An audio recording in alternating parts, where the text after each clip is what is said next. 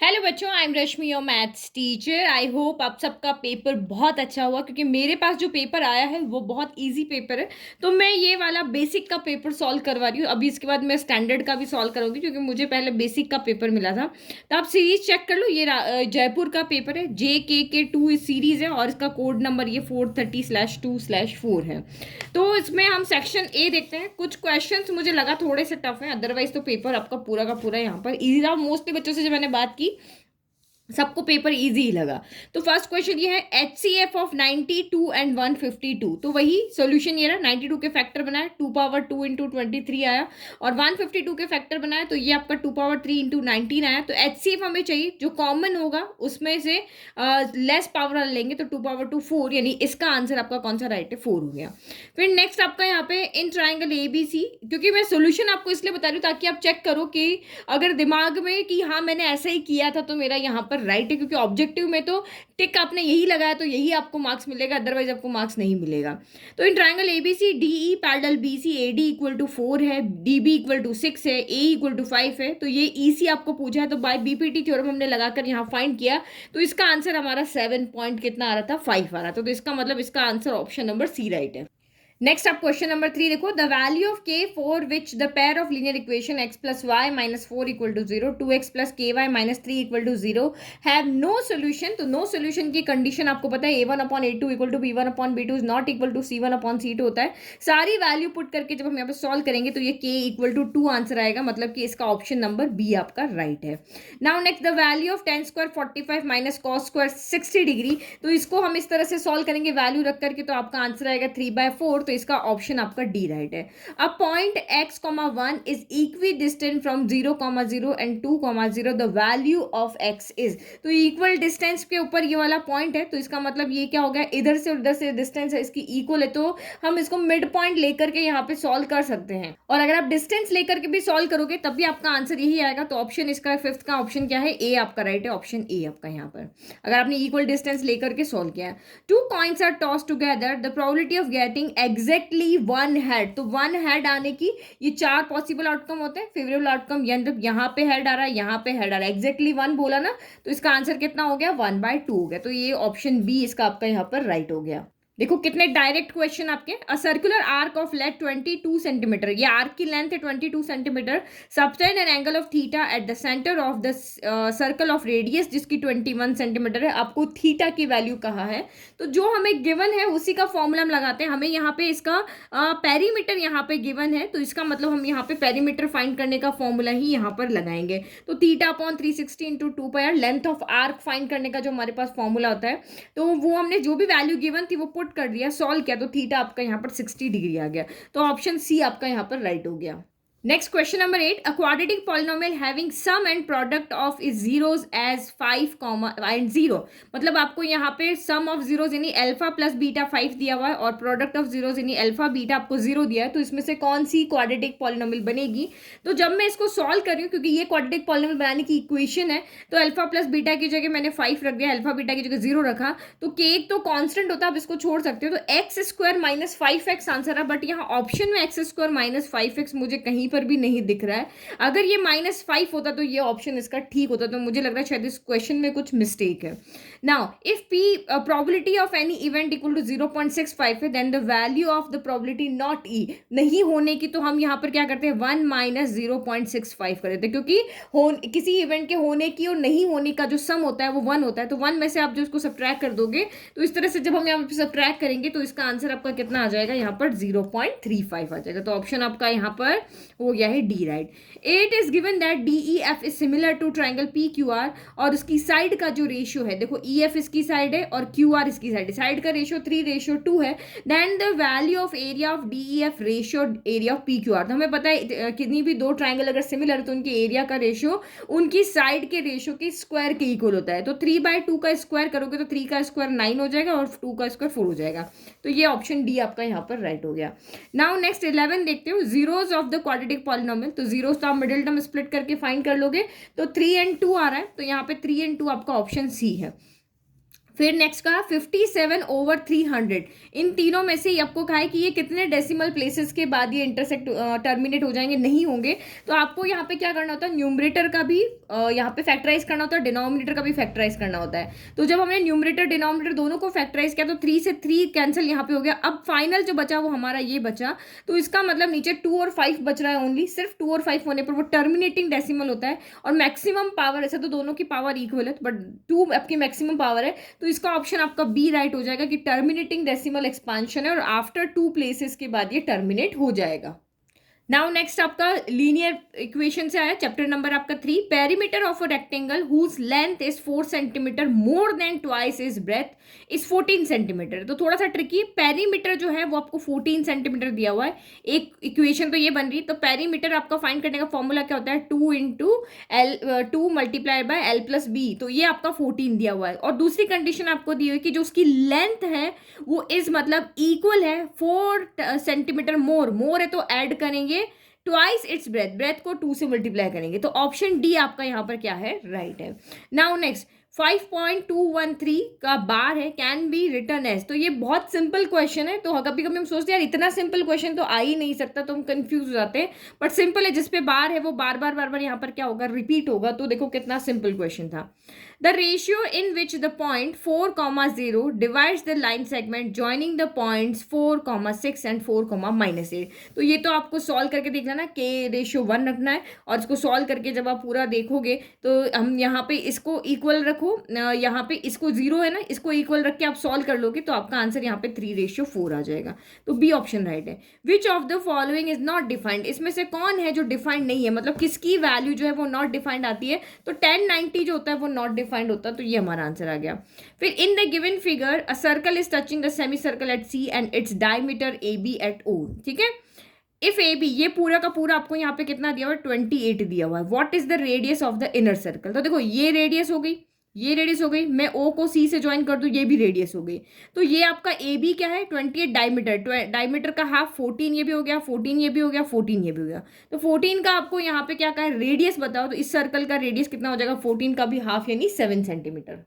Now next the vertices of triangle O A B R O 0,0। इस triangle की vertices ओ यहाँ है, ए यहाँ है, बी यहाँ, ये 0,0 हो गई, ये 4,0 हो गई, 0,6 हो गई। The median A D is drawn. अब यहाँ से यहाँ तक आपका क्या क्या, एक मीडियन ड्रॉ किया। तो मीडियन क्या करता है, इस लाइन को 2 इक्वल पार्ट में क्या करता है, डिवाइड करता है। ये अगर 2 है तो ये भी 2 होगा। द लेंथ ए डी, तो इस लेंथ कैसे होगी, तो हमें पता है लेंथ कैसे फाइंड होती है, डिस्टेंस फॉर्मूला लगा के। तो एक ए के तो कोऑर्डिनेट पता है, डी के कोऑर्डिनेट हमें पता करने। तो डी के कोऑर्डिनेट कैसे होंगे, ये मीडियन है, मिड पॉइंट है। तो इस कोऑर्डिनेट का और इस यहाँ पे ओरिजिन है 0, 0 का, मिड पॉइंट कैसे निकालते हो, x1 + x2/2 y1 + y2/2। तो ऐसे करके हमने इसका मिड पॉइंट निकाला तो 0,3 आया। अब 0,3 और 4,0 का हमने लेंथ यहाँ पे बीच की डिस्टेंस निकाली, तो वो आंसर कितना आ रहा है, 5 आ रहा है। तो इसका मतलब AD की जो लेंथ है वो कितनी है, 5 यूनिट्स है। Now next, in a right angle triangle PQR, angle Q 90, angle P 45, the value of 10P minus cos square R। तो ये हमने ट्राइंगल बना लिया, एक एंगल 90 गिवन है और एक एंगल आपको P 45 गिवन है, तो बचा हुआ भी 45 ही होगा। तो इस तीनों एंगल का सम 180 होगा, तो यही हो गया। अब 10P minus cos square R, तो P पे कितनी वैल्यू है एंगल की, 45 रख दिया। cos पे R पे कितनी वैल्यू है, तो ये 45 रख दिया। पुट किया, सॉल्व किया, 1/2 आ रहा है, यानी कि ऑप्शन सी आपका राइट है।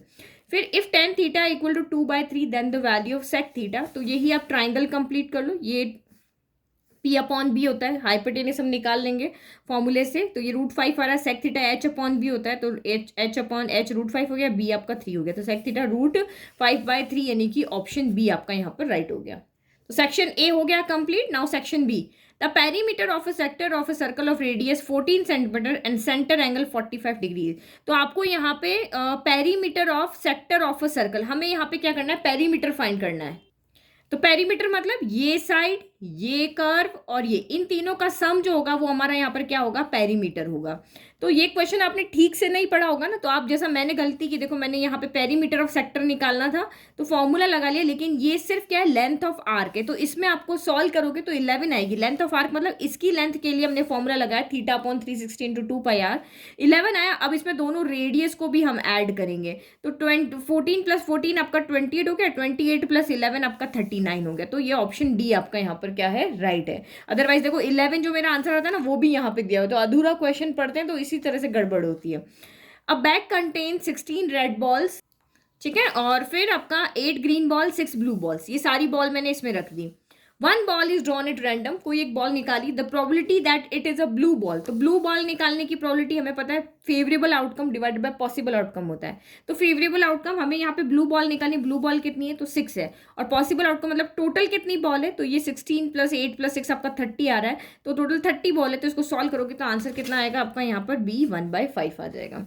Now next, if sine theta, ये मैंने कितनी बार आपको सॉल्व कराया, कल भी मैंने आपको सॉल्व कराया था कि if sine theta minus cos theta equal to 0 है तो वैल्यू ऑफ थीटा कितनी होगी, तो यहाँ पे अगर इसको सॉल्व करते हैं तो sine theta equal to cos theta हो जाता है। तो आप टेबल पे देखो कि साइन थीटा कॉस थीटा में थीटा कौन सी वैल्यू रखने पर वैल्यू इक्वल आती है, तो साइन 45 जो होता है 1/√2 होता है, और कॉस 45 भी 1/√2 होता है, तो थीटा इक्वल टू आपका 45 डिग्री हो गया।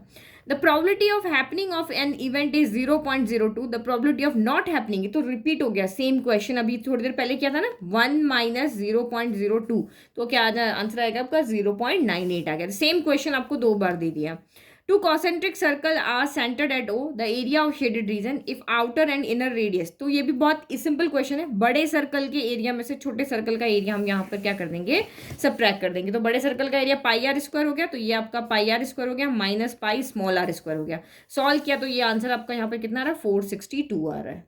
नाउ नेक्स्ट क्वेश्चन देखो, 1/1 + sin theta plus 1/1 - sin theta can be simplified to get, तो ये पहले से सिंपल की फॉर्म में, आंसर में सिर्फ एक टर्म है, यहाँ पे 2 टर्म है, तो हमें पता है जब भी 2 टर्म को सिंगल करना होता है हम एलसीएम लेते हैं, तो पहले एलसीएम ले लिया, a + b a - b a² minus क्या हो गया b² हो गया, ऊपर से साइन कैंसिल हो गया, 2/cos² थीटा बचा, 2/cos² थीटा ऑप्शन में नहीं है, तो इसको हमने 2 × 1/cos² थीटा कर दिया, 1/cos² थीटा को हम यहाँ पे sec² थीटा लेते हैं, क्योंकि 1/cos sec होता है ना, तो इसका आंसर यहाँ पर क्या हो गया, डी हो गया।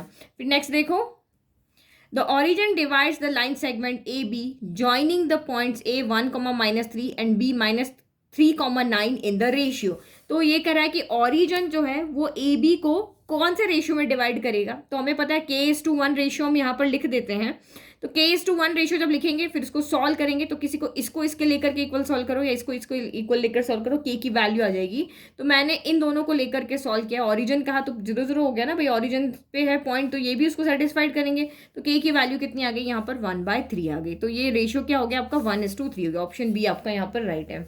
Now 28 question, the perpendicular bisector of a line segment A -8,0 and B 8,0 passes through a point 0, k, the value of k is, इसमें यहाँ पे k की वैल्यू क्या होगी, तो आप यहाँ पे देखो, अगर ये इसका परपेंडिकुलर बाइसेक्टर है तो उसको 2 इक्वल पार्ट में डिवाइड करेगा, ए बी को, एक लाइन है जो इसकी परपेंडिकुलर बाइसेक्टर है वो एक पॉइंट 0, k से पास हो रही है, तो ए बी को ये क्या करेगा 1:1 रेशियो में डिवाइड करेगा, तो 1:1 रेशियो में डिवाइड करेगा तो पी के कोऑर्डिनेट क्या हो जाएंगे, तो माइनस का 8 + 8/2 और ये 0 + 0/2 हो जाएगा, यानी कि पी के कोऑर्डिनेट आपके यहाँ पर क्या आ जाएंगे 0, 0 आ जाएंगे।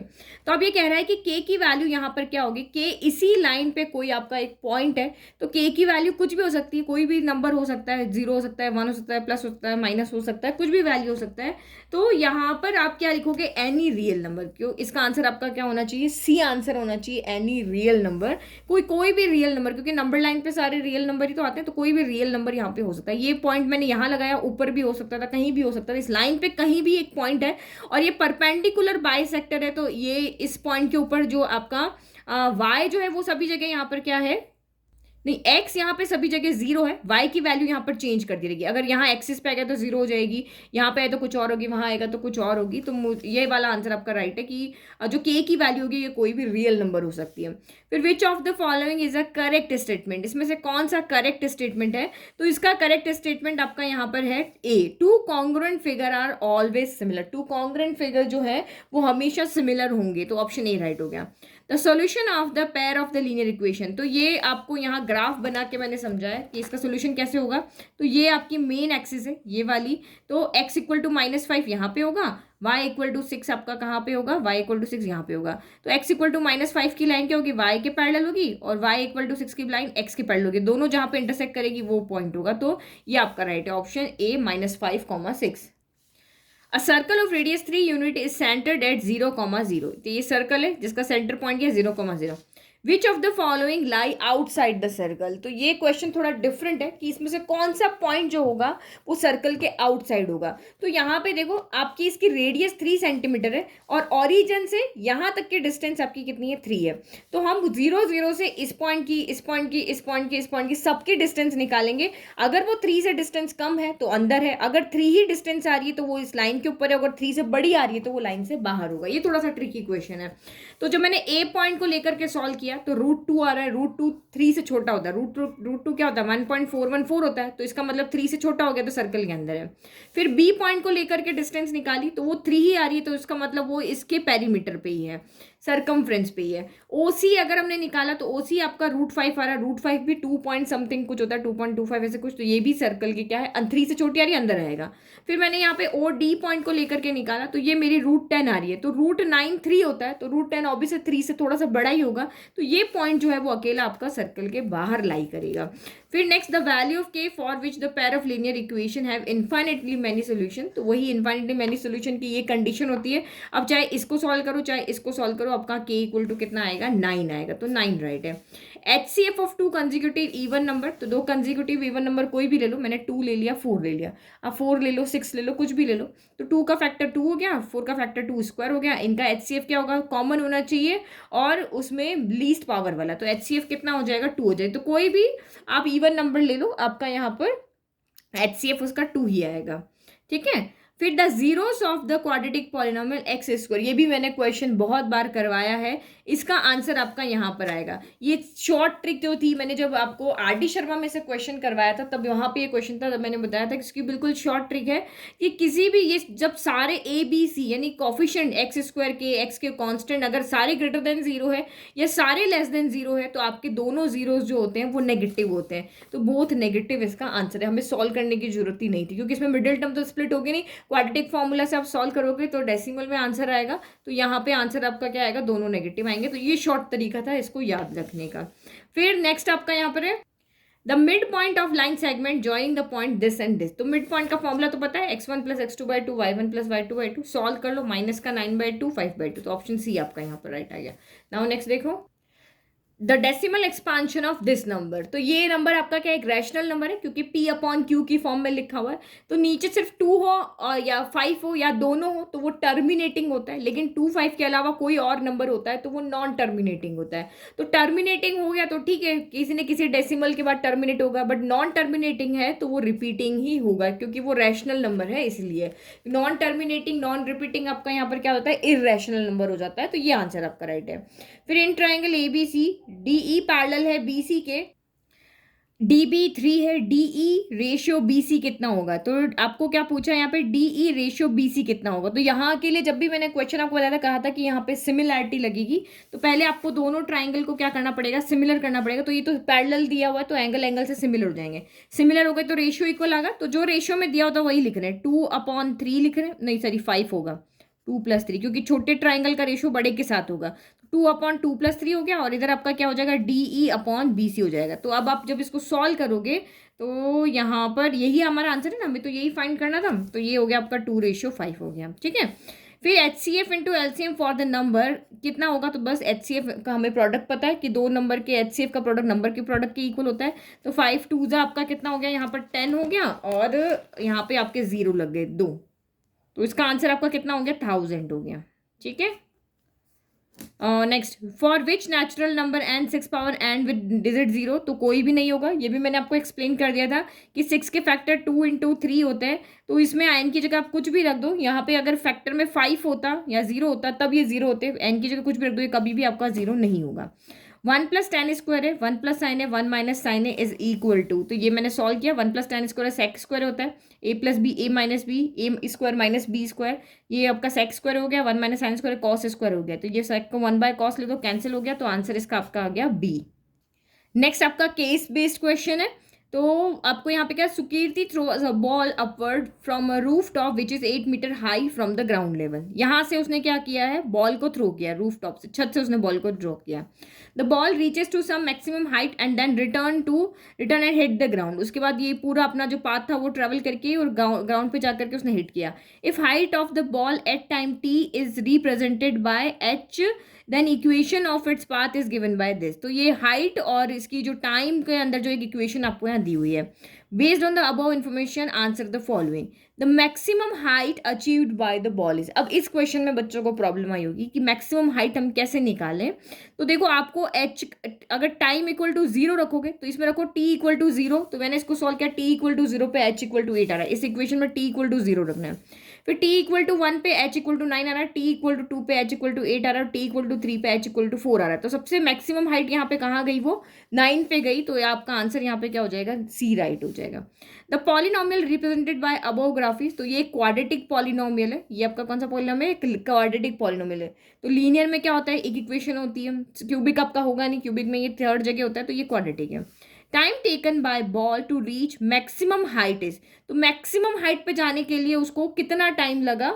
तो हमने देखा कि जब हमने t इक्वल टू 1 रखा था तब ये मैक्सिमम हाइट पे गई थी। तो इसका आंसर आपका 1 सेकेंड हो जाएगा। Number of zeros of the polynomial whose graph is given by. X axis को 2 पॉइंट पे कट कर रहा है या टच कर रहा है, तो इसका मतलब इसका आंसर क्या हो गया, 2 हो गया। Zeros of the polynomial quadratic equation है, तो इसके जीरोस आपको यहाँ पे बताने हैं, जीरोस ऑफ द पॉलिनोमियल। तो एक तो यहाँ पे ऑरिजिन से स्टार्ट हुआ है और एक 4 पे हुआ, तो 0 कॉमा कितना हो जाएगा, 4 हो जाएगा। तो ये डी ऑप्शन इसका क्या हो गया, आपका राइट हो गया। नहीं, एक सेकेंड, आपका ये बॉल तो इसने यहाँ से थ्रो की थी ना, यहाँ से थ्रो की थी, यहाँ से थोड़ी ना थ्रो की थी। तो ये सिर्फ यहाँ पर एक ही जगह पे इंटरसेक्ट कर रहा है ना, यहाँ पर। अब ऐसे भी नहीं देखो ना, तो आपकी जो ये इक्वेशन है ना, -t² प्लस 2t प्लस 8, ये जो आपकी इक्वेशन है ना, इसमें इसमें से वैल्यू रख दो। तो हमने अभी यहाँ देखा था कि 4 रखने पर तो हमारा आंसर 0 आ रहा था, तो 4 हमारा आंसर है। 2 रखने पर हमारा आंसर यहाँ पे 0, क्योंकि जीरोस तो वही होते हैं ना कि वैल्यू पुट करने पर उस इक्वेशन की वैल्यू 0 हो जाए। तो 2 रखने पर तो 8 आ रहा था, और -2 रख के सॉल्व करोगे ना तब भी आंसर नहीं आएगा। तो इसका ऑप्शन ए नहीं, इसका ऑप्शन डी नहीं, ऑप्शन ए होगा। क्योंकि हम जब यहाँ पे t इक्वल टू 4 रख रहे हैं तो h इक्वल टू हमारी क्या आ रही है, हाइट 0 आ रही है। और सिर्फ इसी वैल्यू पे आ रही है ना, 2 पे आ रही है ना -2 पे आ रही है, 0 रखने पे भी नहीं आ रही। तो ओनली इसका आंसर यहाँ पे क्या होगा, ए आंसर होगा यहाँ। Now next, quilts are available in various colors and design. Geometric design includes shape like square, triangle, rectangle, hexagon, etc. One such design is shown above. Two triangles are highlighted. दो triangles कौन से highlighted है, एक तो ये वाला triangle है और एक आपका ये वाला triangle जो highlighted है। ठीक है, ABC and PQR आपको यहाँ पे दिया हुआ, ये दोनों highlight कर दिया। Which of the following criteria is not suitable for triangle ABC to be similar to triangle QRP? तो सिमिलरिटी में RHS नहीं आता है, तो ये यहाँ पे नहीं होगा। सिमिलरिटी में हमारा क्या आता है, angle angle angle angle angle, SAS तो SSS। RHS तो कॉन्ग्रुएंसी में आता है। If each square is of length x unit then length BC is equal to. अगर हर एक स्क्वायर की जो लेंथ है वो x है, तो आपको कह रहा है कि BC किसके इक्वल होगा। तो ऑब्वियसली ये आपका ये x है, ये x है, तो आप पाइथागोरस थ्योरम लगा लोगे तो ये कितना हो जाएगा, x² प्लस x²। तो 2 टाइम x² यहाँ पर हो जाएगा, तो x² रूट से बाहर आ जाएगा, तो x√2 यहाँ पर हो जाएगा। तो x√2 हो गया। Ratio BC ratio PR। तो अब कह रहे हैं कि BC रेशियो और PR का क्या होगा। तो BC तो अभी हमने फाइंड किया, यहाँ से कितना आ रहा है, x√2 आ रहा है। अब हमें यहाँ पे PR फाइंड करना पड़ेगा, क्योंकि देखो ये भी x है, ये भी x है, तो दोनों मिलके कितने हो गए, 2x हो गए। तो ये भी आपका कितना हो गया, 2x हो गया। तो यही वही अगेन हम पाइथागोरस थ्योरम लगाएंगे, तो ये आपका 2√2x आ जाएगा। तो रेशियो निकालो, BC x√2 आया था, PR आपका 2√2x है, तो ये कितना हो गया, 1/2 हो गया। तो इसका रेशियो कितना हो गया, 1:2 हो गया। देखो BC छोटा है ना आपका, तो इसका रेशियो ऊपर आएगा, ये ध्यान रखना। अगर PR पूछा होता तो फिर आपका 2:1 हो जाता, तो 1:2 आपका सी ऑप्शन इसका राइट हो गया। Now next, area of triangle PQR ratio area of triangle ABC। तो हमें पता है कि दोनों ट्राइंगल तो आपके सिमिलर है, राइट एंगल ट्राइंगल है आपके यहाँ पर। तो परपेंडिकुलर और एक ये वाली साइड का रेशो इस वाली साइड के, ये वाली साइड का रेशो इस वाली साइड के होगा, और बीच का एंगल आपका यहाँ पर होगा। तो इस तरह से, या तीनों साइड से भी हो सकता है आपका यहाँ पे। तो इसका मतलब हमें ये PQR, और हमें पता है एरिया का रेशो उनकी साइड के रेशो के इक्वल होता है। तो PQ और AB ले लो, या जो साइड हमने निकाली है ना भी, तो वो भी ले सकते हो। तो PQ हमारी यहाँ से कितनी आ रही है, PQ यहाँ से x + x 2x आ रही है, और यहाँ से AB कितनी आ रही है, तो AB आपकी x आ रही है। तो ये मैंने रखा है यहाँ पे वैल्यू, ये हमारा थ्योरम होती है। तो x से x कैंसिल हो गया, 2 का स्क्वायर 4 हो गया, 1 का स्क्वायर 1 हो गया। तो 4 रेशियो आपका कितना आ रहा है, 1 आ रहा है। तो ऑप्शन सी आपका यहाँ पर राइट है। फिर which of the following is not true, इसमें से कौन है जो रेशियो में इक्वल नहीं है। तो आपको इसे दो साइड देखनी, देखो ये TQ है और ये आपका क्या है, PQ है। तो यहाँ पे देखो TQ परपेंडिकुलर बेस में से कोई भी हो सकता है। तो ये आपका यहाँ पर TQ है और ये आपका यहाँ पर क्या है, PQ है। तो एक सेकेंड, ट्रायंगल कौन सा, टी क्यू एस, अच्छा ये वाला TQS और PQR। तो जब वर्टिकल का वर्टिकल से हो या हॉरिजॉन्टल का हॉरिजॉन्टल से हो, लेकिन ऐसे नहीं हो कि वर्टिकल का हाइपोटेनियस से हो रहा है, तो इसमें सीधा मैं आंसर बता देती हूँ, आपका ऑप्शन जो है डी गलत है। डी क्यों गलत है, देखो PQ का AB के साथ में, तो देखो ये PQ का AB के साथ में, देखो ये 90 डिग्री की वाली लाइन ही है ना, ये 90 डिग्री एंगल यहाँ बन रहा है, यहाँ बन रहा है, तो PQAB से ये 90 पे बन रहा है। फिर आपका QR का BC के साथ में, तो देखो आप यहाँ पे QR ये है, QR आपका यहाँ पे बेस मान लो, तो BC तो हाइपोटेनियस हो गया ना, तो गलत हो गया। तो इसका मतलब यहाँ पे ऑप्शन डी इसका क्या है, राइट आंसर, कि ये नॉट ट्रू है, बाकी सारे ट्रू है, ये नॉट ट्रू है। तो ये रहे आपके आंसर, ये मेरे अकॉर्डिंग आंसर है जो मैंने अपने सॉल्व करके बताए हैं। तो ये सारे आंसर आप चेक कर लो, इससे आप देख सकते हो आपके कितने मार्क्स आए हैं। ठीक है, तो चेक कर लो, फिर इसके बाद मैं स्टैंडर्ड का भी वीडियो अपलोड करती हूँ।